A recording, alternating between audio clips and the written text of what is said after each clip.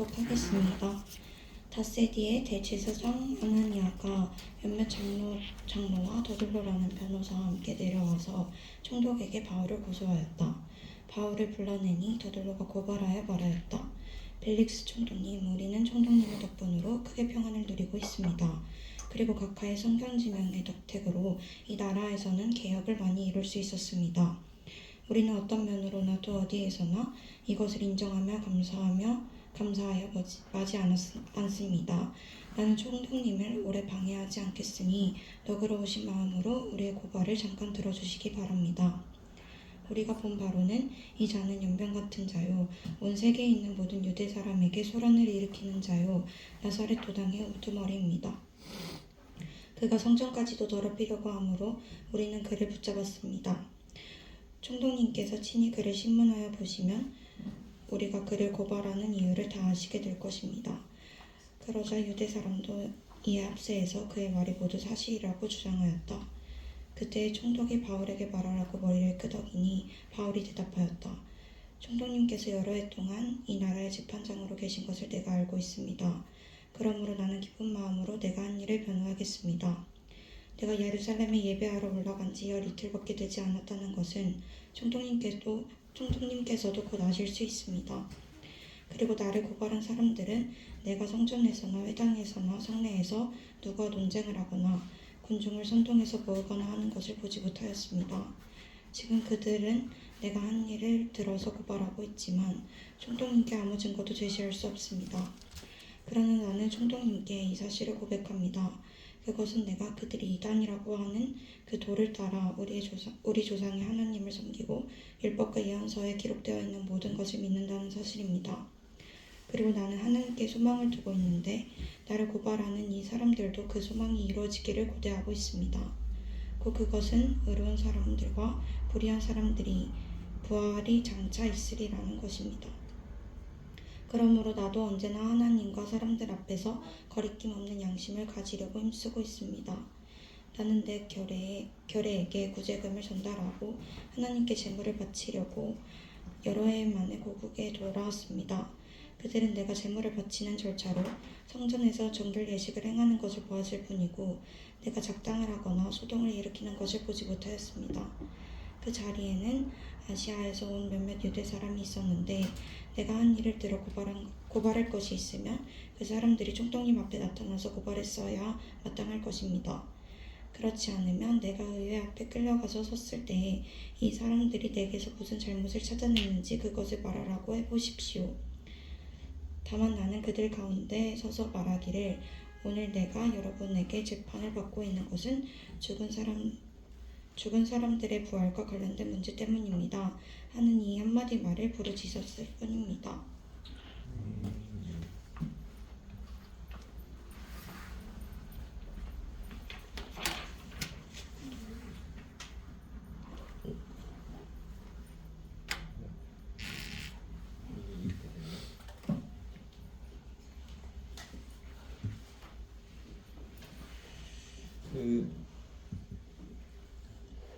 사도행전 21장부터 나오는 바울이 예루살렘에 도착해서 로마로까지 가는 여정이 이제 이렇습니다.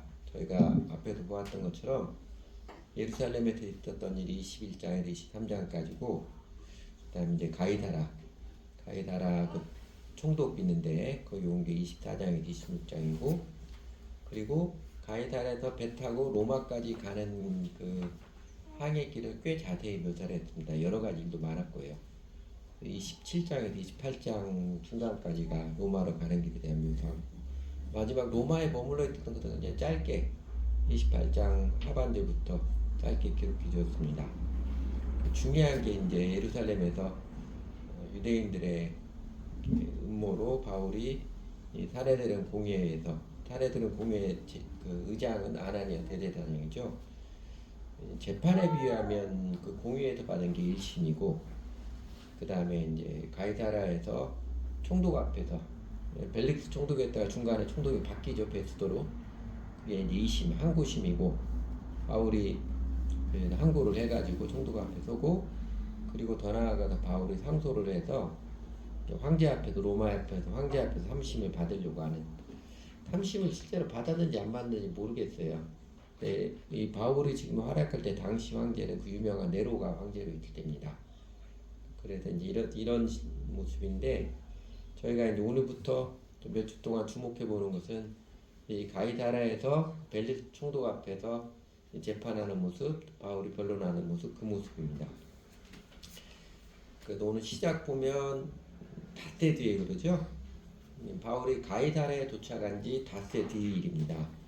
예루살렘에서 한 14일가량을 지내고 그리고 군인들의 호의를 받으며 가이사라에 도착해서 도착한 당일에 벨리스트 총독으로부터 간단한 신분화하기를 위한 면담을 받고 그리고 이제 고소한 바울을 고발한 유대인들이 도착하면 재판을 열겠다 이런 언지를 받은 지 이제 닷새가 지난 날입니다. 그 닷새 뒤에 예루살렘으로부터 그 바울을 고발한 유대인들이 도착했지요. 대제사장 아나니아하고 몇몇 유대인 장로들, 원로들이죠. 지도자들하고 그리고 더둘로라는 변호사를 데리고 가이사라에 이들이 도착했습니다. 더둘로 되기 잘하는 사람의 이름이 더둘로 아닐까 싶어요. 솔로메요? 아재 개그는 원래 좀 썰려고 합니다. 근데 이 사람들이 마음속으로 이제 씩씩거리면서 아주 벼르고 왔겠지요. 벼르고 와서 정식으로 벨리스 총독에게 바울의 고소를 이제 접수를 했습니다. 그리고 벨리스 총독 앞에서 드디어 이제 재판이 열렸습니다. 먼저 유대교 대표자들이죠. 원고 측에서 그 더둘로 변호사가 나와서 쭉 바울을 고소하고 그게 2절에서 9절까지이고 그리고 이어서 피고인 바울이 직접 자신을 변호한 게 이제 10절에서 21절까지 오늘 본문입니다. 그래서 오늘 설교에서는 이 변호사 더둘로와 사도 바울이 변론하는 모습 통해서 오늘 우리는 우리들의 말에서 그 다음에 삶에서 그리고 신앙에서 제목처럼 사실을 진실하게 따르는 게 얼마나 중요하고 아름답고 힘이 있는지를 좀 확인하고자 합니다. 먼저 더둘로 변호사가 고소하는 내용 볼까요? 보면 변호사답게 참 말을 잘하지요. 2절 그 벨리스 총독님 우리는 총독님의 덕분으로 크게 평안을 누리고 있습니다. 그리고 가까이 선견지명의 덕택으로 이 나라에서는 개혁을 많이 이룰 수 있었습니다. 우리는 어떤 면으로나도 어디에서나 이것을 인정하며 감사에 마지 않습니다. 아주 예의 바르게 이야기를 시작하고 속보이게 노골적이거나 지나치게 아부하지는 않지만요. 총독이 은근히 살짝 띄워주지요. 살짝 띄워줍니다. 그리고 4절에서 나는 총독님 오래 방해하지 않겠으니 너그러우신 마음으로 우리의 고발을 잠깐 들어주시기 바랍니다. 길지 않고 잠깐만 말하겠다고 해서 자신의 말에 집중하도록 유도한 다음에 그리고 이어서 쭈뼛쭈뼛 다니고 곧바로 이어서 우리가 본바라는 이자는 천하의 연병이라 이거는 개역 한글판 번역입니다. 천하의 연병이라는 그러니까 곧바로 봐도 느닷없이 돌직구를 날리지요. 듣는 사람은 헉 하고 놀랄 만큼 돌직구를 날려서 주의를 집중시킵니다. 그리고 온 세계는 5절 하반 온 세계에 있는 모든 유대 사람에게 소란을 일으키는 자요 나사렛 도당의 우두머리입니다. 성전까지도 더럽히려고 함으로 우리는 그를 붙잡았습니다. 나름 확실한 제목도 제시를 하지요. 고발은 확실한 제목이 이것입니다. 하나는 유대 사회의 소란죄요, 또 하나는 성전 불경죄요, 성전을 더럽힌 죄입니다. 제목도 제시하고 그리고 마지막에 총독님께서 친히 그를 신문하에 보시면 다 아시게 될 것입니다. 애정을 듬뿍 담아서 총독에 대한 신뢰를 보냅니다. 거꾸로 해석하면 총독님 우리 편이 안 되면 재미없습니다. 뭐 이런 은근 압박도 넣는 표현이기도 하겠지요. 그러자 방청석에 있던 대제사장, 유대 장로들, 유대인들이 저 말에 맞다고 사실이라고 다 같이 주장을 했습니다. 여러분이 판단하면 이 더둘로 변호사의 고소가 설득력 있게 받아들여지는 것 같아요. 제가 보기에는 더둘로는 전문 변호사답게 말을 매우 깔끔하게 잘했습니다. 군더더기 없이. 어쩌면 이보다 더 잘할 수 있을까 싶을 정도입니다. 현대인들에게 만연한 한 풍조에 대해서 후사하게 철학을 죽인다. 사회학도 이렇게 표현하죠. Rhetoric kills philosophy라고 그러지요. 그러니까 멋지게 표현한 말이 내용의 진위, 그 사실이죠. 사실과 거짓 예배를 무시해버린다는 뜻입니다. 사람들이 사실 알맹이 내용보다도 표현 껍데기 포장을 더 중요시 여기는 그 성향이 된 것도 꼬집는 말입니다. 이게 현대만이 아니죠. 옛날부터도 하나님께서 그 사무엘에게 다윗 임금 새로운 임금 찾으러 갈 때는 유명한 말씀 있잖아요. 사람은 외모를 보거니와 나 여호와는 중심을 보시느니라. 여러분 신앙의 자유함을 누리는 거, 내 마음이 신앙에 성숙한 증거가 외모에 치우치지 않고 중심을 보는 눈이 개발되는 게 신앙의 성숙의 중요한 측면입니다. 이 더둘로 변호사 매우 깔끔하고 예리하고 설득력 있게 표현을 잘했지만 그러나 결정적으로 그의 변론 한계는 뭐가 있어요? 사실에 근거한 수사이기 때문에 그렇습니다. 사실에 근거한 미사이기 때문에 그래요. 뭐가 사실이 아니고 거짓이냐면요. 이 더둘로가 이 재판에서 바울을 고소하는데 결정적인 근거로 내세운 게 5절하고 6절이죠. 5절 하반하고 6절이죠. 온 세계에 있는 모든 유대 사람에게 소란을 일으키는 자요. 뭐 나사렛 소당이 우두머리입니다. 그 다음에 또 하나가 6절에 그가 성전까지도 더럽히려고 함으로 그 둘을 붙잡았습니다. 이 두 대문입니다. 유대 사람들의 유대 사회에 소란을 일으킨 사람이고 그 다음에 성전을 더럽히는 자다. 성전을 모독한 자다. 이렇게 고소를 했습니다. 그래 앞에 뭐 5절 우리가 본 말 이자는 천하의 연병이요. 이거는 그 자신의 평가고 해석이지 바울이 행한 행동과 사건은 아니잖아요. 그리고 이제 지금 유대 땅에서 일어난 일이 아니므로 유대 충돌이 다시 관여할 일도 아니고요. 가만히 있어봐. 이거는 이거 아닌데 이건 아니에요. 이거만 안 하는 게 낫겠습니다. 헷갈리게 하는데. 그래서 바울에게 유죄 판결을 받도록 제시한 유일한 근거가 그 두 가지입니다. 근데 여러분 이게 사실인가요? 우리가 앞에서 쭉 보았지요. 지난주 시간에 봤던 것처럼 전혀 사실 아니지요. 성전에서 소란 누가 일으켰어요? 에베소에서 내려온 유대인들이 선동을 해가지고 유대인들이 소란을 일으켰죠. 바울은 뭐 했어요? 조용히 정결례식 행하고 있었잖아요. 그 다음에 성전을 그가 더럽혔나요? 오히려 정결례식 하고 있었는데. 그러니까 사실은 유대인들이 제시한 바울의 유죄 증거는 새빨간 거짓말이고 명확한 왜곡이고 이거 날조입니다. 날조지요. 이거는 완전한 거짓이에요. 그래서 우리가 이 가이사라에서 첫 번째 재판의 결과를 우리는 알고 있잖아요. 그 다음에 우리가 알고 있듯이 유대인들이 이 허술한 증거, 왜곡시킨 근거로는 아무리 미사회록을 쓰고 아무리 놀라운 수사를 동원했어요. 재판장 총독의 마음을 움직일 수 없는 것입니다. 아무리 멋지고 화려하게 포장을 한들 아무리 멋지게 둘러댄들 거짓은 힘이 없고 사실 아닌 왜곡은 설득력이 떨어질 수밖에 없는 것입니다. 뭐 그래도 우리가 더둘로 변호사에게 우리가 배울 것이 있다면은요. 그러니까 조급하지 않고 차분하게 말하는 거. 감정을 절제할 줄 알고 설득력 있게 말하고 증거할 줄 아는 그런 거를 배울 만하면인지 모르겠습니다. 그러면 이번엔 바울이 변론하는 모습 볼까요? 바울의 변론 아까 쭉 한번 보았던 것처럼 과하게 포장하지 않았지요. 그냥 담백하게 이야기합니다. 미사여구 동원하고 어려운 문체 동원하고 이러지 않았습니다. 그리고 바울은요. 총독님 제가 얼마나 억울한지 아십니까? 저 사람들 정말 못됐습니다. 제가 사는 게 참 유대사회에 들어와 사는 게 원망스럽습니다. 이런 식의 감정적인 토론을 한 개도 하지 않았습니다. 그냥 진솔하게 자신에게 일어난 일대로 사실대로 그리고 자신의 마음을 진실히 말했습니다. 바울의 변론을 쭉 보면 바울이 먼저 일의 사실을 밝히고 그 다음에 자신에 대한 진실을 고백하기로 두 번을 반복을 했습니다.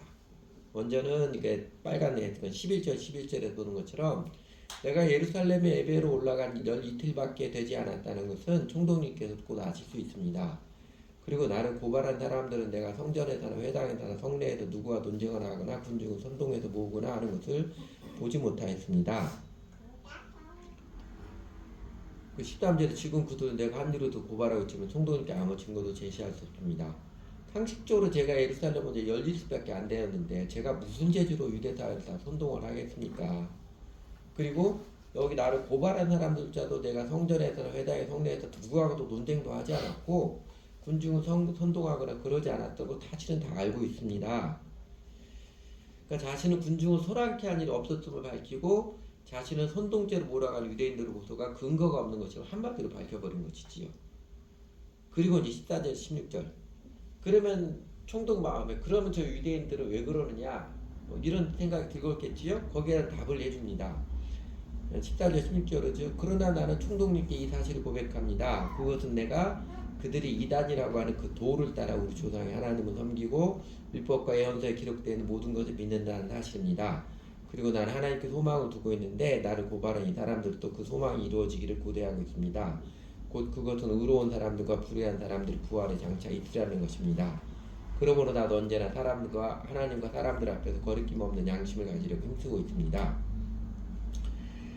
유대인들이 자신의 모함하여 죄를 덧쓰려고 문제를 삼고 꼬투리를 잡는 바울 자신의 언행이 이게 무엇인지를 밝혔지요. 이게 종교적인 사안인지 사법적인 조치를 취한 사안이 전혀 아님을 밝혀버렸습니다. 그 마음의 진실을 밝힌 것이지요. 그래서 11절 12절은 자기가 행했던 사실을 밝혔고 그 다음에 마음의 14절 16절 진실을 밝혔습니다. 그러나 지금 한 번 더 반복을 해요. 17절 18절 19절 17절은 자기가 예루살렘의 목적을 이야기하죠. 나는 내 결핵의 구조금을 전달하고 하나님께 바치려고 여러 해 만에 고국으로 돌아왔습니다. 그리고 그들은 내가 제물을 바치는 절차를 성전에 정결례식 행하는 보았을 뿐이고 내가 작당을 하거나 소동을 일으키는 것을 보지 못하였습니다. 그 자리에는 아시아에서 온 몇몇 유대 사람이 있었는데 내가 한 일을 도로 고발할 것이 있으면 그 사람이 총독님 앞에 나타나는 고발에 대해 마땅합니다.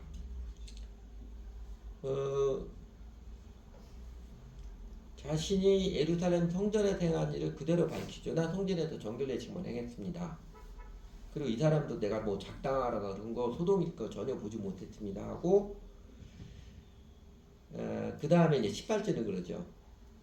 이 에베소에 온 유대인들이 하여튼 자신에 대한 이 재판은 예루살렘 관할 안에서 총독의 관할에 예루살렘이 들어가는 일이지 에베소에서 내가 했던 이거 가지고 문제 잡을 게 아니지 않습니까? 그러니까 이 사건을 총독 관할 안으로 특정을 했습니다. 이건 사실을 이야기하고 그 다음에 또 한 번 마지막에 그러죠. 다만 나는 그들 가운데 서서 말하기도 오늘 내가 여러분에게 재판을 받고 있는 것은 죽은 사람들의 부활과 관련된 문제 때문입니다. 이 한마디 말을 부르짖어서 봅니다. 그러니까 유대인들과의 논쟁은 자신의 신앙에 관련된 것임을 밝혔습니다. 그리고 자신의 신앙은 내 신앙은 사실 이런 것입니다. 부활에 대한 것입니다. 그렇게 명확히 밝혔지요. 그러니까 바울은 이렇게 자신이 행하고 자신에게 일어난 일들을 사실대로 밝혔고 자신의 마음의 진실을 그렇게 포장하지 않고 막 과장하지 않고 군더더기 없이 명확히 밝힘으로써 자기 주장을 우겨가지고 총독을 부어 삶으려는 그 유대인들의 모습에 아주 단순하게 반박을 했지요. 그리고 바울은 전혀 그런 의도 없이 총독의 합리적인 판결을 신뢰하고 의뢰를 했습니다. 여러분 이렇게 보면 변호사 더둘러가 했던 유대인들의 변호사 더둘러하고 바울의 변론의 결정적인 차이는 무엇인 것 같아요? 사실 근거 유무의 차이고요. 거짓과 진실의 차이죠. 아까 했던 두 가지. 성전의 소란을 누가 일으켰느냐? 성전을 더럽힌 건 누구냐? 이 사실 근거의 유무의 차이고 거짓과 진실의 차이입니다. 그러니까 유대인들 측에서 결정적으로 든 게 아까 5, 6절처럼 바울의 예루살렘 소란의 장본인이다. 그리고 또 하나 성전을 더럽힌다고 했는데 둘 다 완전히 날조된 거짓이지요. 소란은 자기들이 일으켰고 바울은 성전에서 아무 말도 안 하고 조용히 정결례식을 행했지 더럽히려고 한 적이 없었는데 말이죠. 아무리 멋있는 표현, 수다적인 명문을 나열했어도요 사실을 진실되게 이야기하자면 그 힘이 없습니다. 연애할 때는 필요해요. 연애할 때는 낭만적인 수사, 은유적인 표현이 사랑하는 사람의 감정을 녹이게 하는데 아마 유효할 것입니다. 그래야 더 마음도 기분이 업되고 서로 행복해지고 그러긴 합니다. 그러나 대부분의 인간관계에서는 사실을 진실되게 말하는 게 신뢰를 갖게 하고 그 사람과 선한 관계를 유지하게 합니다. 그래서 저희가 언어생활, 그리스도는 성숙하면서 중요하게 배우는 게 언어생활인데 인격의 성숙에 중요한 측면이 언어생활이잖아요. 어느 생활에서 세 가지 태도가 중요합니다. 말을 잘하는 모습이 어떤 것이냐? 세 가지 말씀인데 첫 번째 에베소 4장 25절에 보면 그러죠. 그런즉 거짓을 버리고 각각 그 입과 더불어 참된 것을 말하라. 요거는 진실을 말하는 것입니다. 참된 것을 진실을 거짓을 말하지 않고 진실을 말하는 것이고 또 하나 이제 마태복음 5장 37절 예수님의 그 말씀이죠. 산상수훈에는 오직 너희 말은 옳다 아니라 알아. 이에서 지나는 것은 악으로부터 쫓아나느니라. 요거는 사실을 말하는 것입니다. 자기 해석이나 의견 이전에 먼저 사실 이야기라. 이게 옳은 건지 아닌 건지 단순하게 사실을 말하라는 것이고 또 하나 말을 잘하는 또 하나 태도는요. 성숙하게 말을 잘하는 모습 에베소 4장 29절에 있죠. 무릇 더러운 말은 너 입 밖에도 내지 말고 오직 덕을 세우는 데 소용되는 대로 선한 말을 하여 듣는 자들에게 은혜를 끼치게 하라. 이거는 정말 성숙한 자질이에요. 듣는 자들에게 덕이 되도록 말할 줄 아는 것. 듣는 자로 하여금 비참하게 느끼거나 원통하게 느끼거나 뚜껑 열리게 폭발하게 느끼거나 그러지 않고 사실을 이야기해도 듣는 자들에게 덕이 되도록 때로는 듣는 사람의 마음이 조금 힘들고 아파하고 그렇게 해야 되면 할 수 있죠. 참된 말을 하면 그렇게 할 수 있습니다. 그러나 사실을 진실되게 말하고 덕을 세우는 대로 소용대로 말하는 이런 분들이 말을 잘하는 것입니다. 저희 모두가 이런 면에서 성숙하게 원합니다. 사실을 진실되게 말하는 게 아름답고 힘이 있습니다. 그런데요, 오늘 설교 제목이 사실을 진실하게인데 이 사실을 진실하기 태도가 단지 말 잘하는 것 어느 생활에 그치는 것은 아닙니다. 사실은 우리가 하루하루 살아가는 삶의 행동에서도 사실을 진실하게 행하는 게 행복하고 의미 있는 삶을 살아가는 데 매우 중요합니다. 여러분 그 벨리스 총독 앞에서 유대인들은 변호사 더둘러로 대동하여서 아주 우아하게 꾸며냈지만 그들은 왜 법정에서 사실을 왜곡하고 거짓을 말하면서 진실을 날조하기까지 왜 그랬을까요? 대조적으로 바울은 유대교 지도자들이 아무리 떼거지로 몰려와가지고 가이사랴 법정에까지 몰려와가지고 자신을 고소해도 끄떡도 안 하고 그냥 담백하게 담담하게 당당하게 하나도 꾸밀 필요가 없이 사실을 진실되게 말할 수 있었을까요? 왜 그래요? 사실 뻔하지요. 이전에 예루살렘에 있던 유대인들과 바울의 행동, 삶의 모습이 뚜렷하게 차이가 나기 때문에 그렇습니다. 유대인들은 음모를 꾸며서 선동을 했고 그래서 예루살렘 성에 소동이 일어난 것이기 때문에 그렇습니다. 그걸 자기들이 한 것 아니라고 해야하기 때문에 둘러대기 바쁜 거고요. 자신들의 삶의 행실이 거짓되었기 때문에 더 나아가 자신들의 마음이 시기 질투심에 사로잡혀 악했기 때문에 거짓말을 말할 수밖에 없는 거예요. 반면에 바울은 어때요? 예루살렘에 와서 화평을 추구했고 자신이 하나님과 사람 앞에서 양심의 거리낌을 힘썼다고 고백했듯이 어디서나 그가 진실되게 살아온 삶에 있기 때문에 그냥 담담하게 자신이 이야기하면 되는 것입니다. 눈에 핏대를 줘가지고 길을 쓰고 큰 소리 치지 않아도 자신 있게 살아온 사람 담담하게 이야기하면 됩니다. 우리 교인들에게 익숙한 말씀이죠. 유명한 말씀. 오직 사랑 안에서 참된 것을 하여 범사에 그에게까지 잘할지라 그는 머리지 곧 그리스도라. 이 좋은 말처럼 사랑으로 참되게 살아가기를 힘쓰면은요 꿈에 대해서 자기를 잘 보이려고 할 필요도 없고 감추고 둘러대고 할 필요도 없고 다른 사람을 탓하거나 장황하게 자기 변명을 늘어놓을 필요도 없습니다. 그냥 살아가는 모습 그대로 사실을 진실되게 그냥 말하면 돼요. 그러면 한 걸음 더 나아가서 유대인들은 왜 그 선동하는 속임수 폭력적 행동을 하게 되며 그에 따라서 사실을 왜곡하고 새빨간 거짓말을 하며 살아갈까요? 그것도 법정 앞에서 그 법정에서 대조적으로 바울은 자기 승질대로 행동하지 않고 절박한 상황에서도 절제되고 온유한 행동을 하고 막 유대인들을 폭행을 해서 그 천부장에게 잡혀가고 그럴 때도 절제되고 온유한 행동하잖아요. 그 사랑의 태도를 유지하여서 결국 법정에서도 담백하게 자신의 살아가는 모습을 그냥 사실대로 진실되게 말하면 왜 그렇게 되었을까요? 우리가 하는 말도 삶의 행실도 그 색깔을 결정하는 것은 마음의 신앙입니다. 마음의 신앙되고 내가 어떤 말을 해가느냐 또 내가 어떤 행동을 해가느냐 결국 내 마음에 무엇을 믿고 있느냐 이것의 차이입니다. 누가복음 6장 45절에도 그러지요. 선한 사람은 마음에 쌓은 선에 선을 내고 악한 자는 그 쌓은 악에서 악을 내나니 이는 마음에 가득한 것을 입으로 말함이니라. 이 말씀처럼 사람의 말과 행동이 사실에 충실하며 진실한지 아니면 허상에 속고 거짓에 휘둘리는지 말과 행동의 색깔, 진위를 결정해 주는 것은 내 마음 안에 무엇을 담고 사느냐 이 신앙의 차이입니다. 유대인들의 신앙은 뭐였어요? 유대인들은 한마디로 아교입니다. 나자에다가 믿을 그 가르치 교자죠. 자기 자신의 종교예요. 자기 자신, 자아에 집착하는 바리새인 특징이 자기 의로움이잖아요. self righteousness, 자기 의의 종교입니다.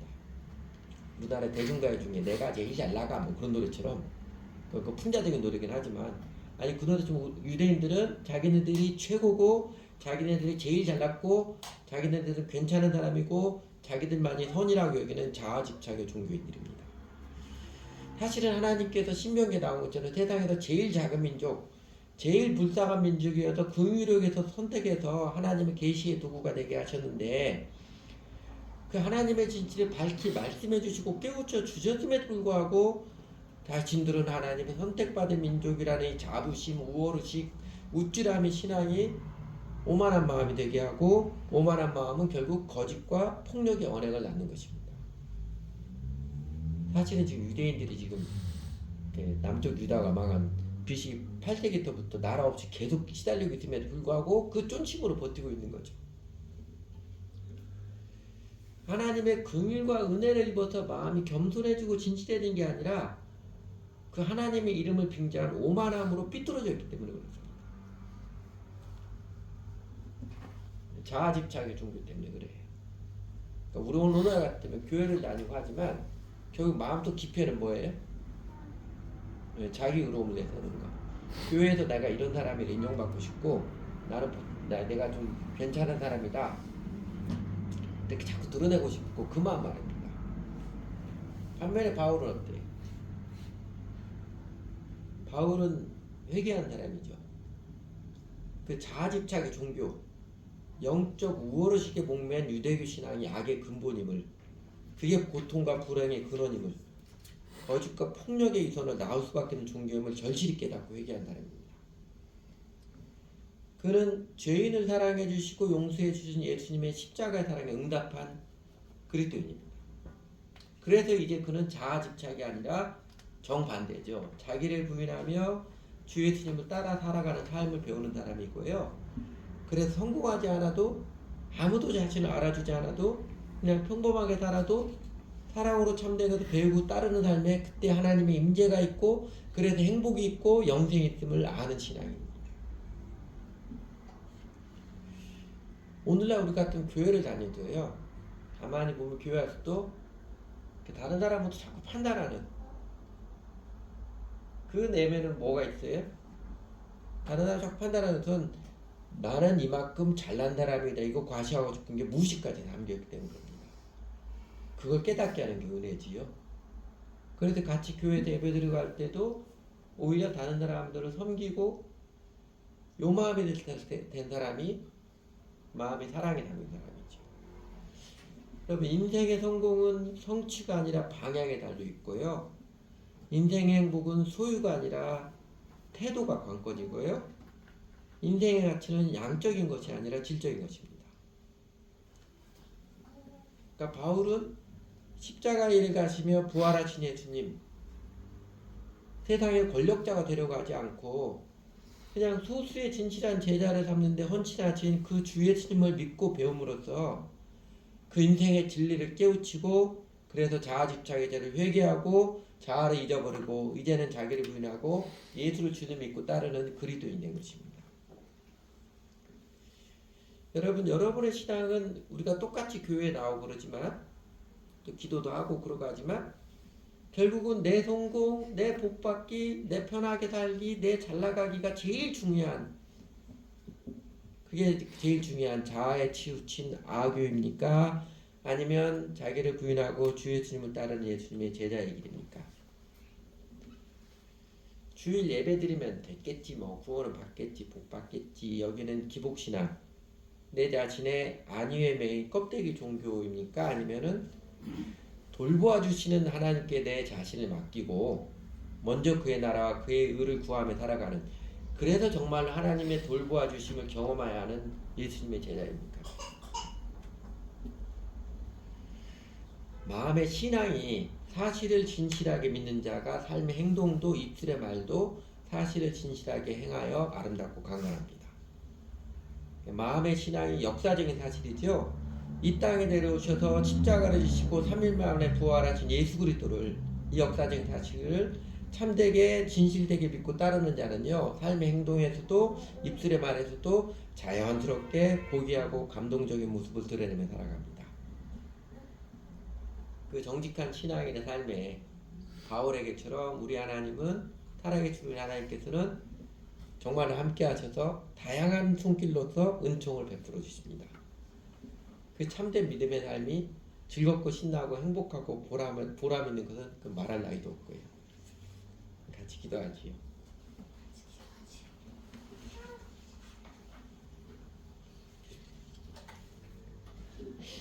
좋으신 하나님 아버지, 예수님을 주님을 믿고 하나님 은혜에 기대어 사랑으로 참되게 살아가는 바울의 모습과 자기 아집에 사로잡혀서 거짓과 폭력, 위선으로 죽어가는 유대인들의 모습의 대조를 통해서 저희들에게 얄팍하고 안일한 껍데기 종교인의 길이 얼마나 어리석고 허망하고 악한 심보인지를 깨우쳐 주시고, 대조적으로 예수님을 주님으로 믿고서 자기를 부인하며 기꺼이 값이 지불하며 주 예수님을 따르는 신앙생활이 하나님의 은총과 능력이 함께하여서 얼마나 참되고 신나고 행복한 건지를 알게 해주시고, 그래서 저희들에게도 주 예수님을 따르며 살고자 하는 마음을 오늘도 감동해 주셔서 정말 감사를 드립니다. 바울과 유대인 변호사 더둘로의 대조적인 모습 통해서 위선의 언행이 부질없는 코미디에 불과한 것임을, 또 정직한 신앙이 행복한 것임을 밝혀주셔서 저희 마음의 유쾌함, 통쾌함도 느끼게 해주셔서 감사를 드립니다. 그러므로써 저희도 말에서도 행동에서도 사실을 진실하게 말하고 행동해야 함을 절실하게 또 기쁘게 따르고 싶은 열정을 감동해 주셔서 감사를 드립니다. 정직한 신앙이 얼마나 중요한지, 얼마나 좋고 유익하고 저희를 힘있고 아름다운 것인지, 아름답게 하는 것인지를 오늘 바울의 모습 통해서 다시 한번 새겨주셔서 감사드립니다. 그리고 저희들은 아직 미약하지만 그래도 저희도 예수님을 주님을 믿고 따르는 자들로서 하나님과 사람 앞에서 양심에 거리낌 없는 삶을 추구하며 살아가면서 많이 실패도 했고 여전히 부족하여도요, 우리 하나님께서 은혜와 자비의 손길로 저희들과 함께 해주셔서 깜짝 놀라게 되어주시고 감동의 손길도 베풀어 주셔서 저희로 감격하며 화나며 기뻐하며 웃으며 살아가게 되어주셔서, 그래서 저희 마음에 더욱 주님을 잘 따르며 살아가는 거룩한 열망을 키워가 주셔서 감사드립니다. 예수님 믿고 살아가는 게, 예수님을 주님으로 믿고 주님을 따르는 게 이렇게 좋고 행복한 것임을 오늘의 삶에서도 점점점 알아가고 누려가게 해주셔서 감사를 드립니다.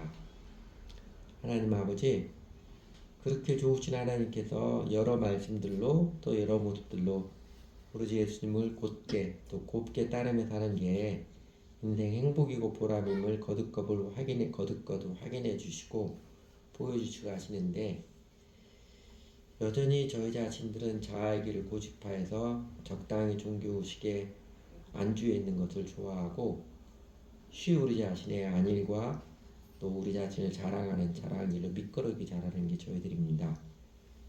70번에 7번도 용서하라 말씀하신 주 예수님의 자비와 은혜로 오히려 저희들을 용서해 주시고 일으켜 주시기 바랍니다. 70번에 7번도 용서하라 말씀한 주 예수님이시기에 그렇게 자비하신 주 예수님, 여전히 기회를 주시는 주 예수님이시기에 주 예수님이 저희 마음의 소망입니다.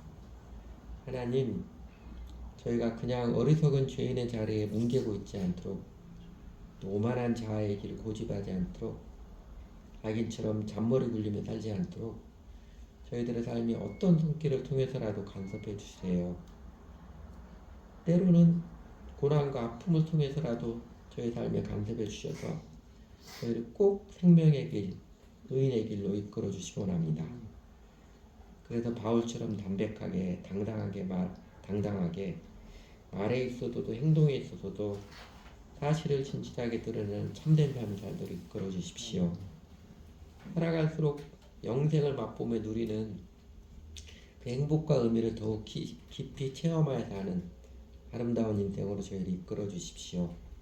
바울처럼 저희들의 삶을 통해서도 주님의 아름다워지는 생명의 복음이 향기처럼 먼저가는 영속의 의미가 있는 여생, 예수님의 제자의 삶으로 이끌어 주십시오.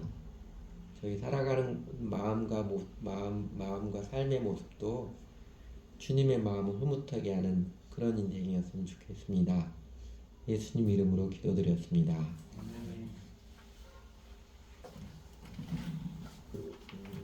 오늘 복음 찬송은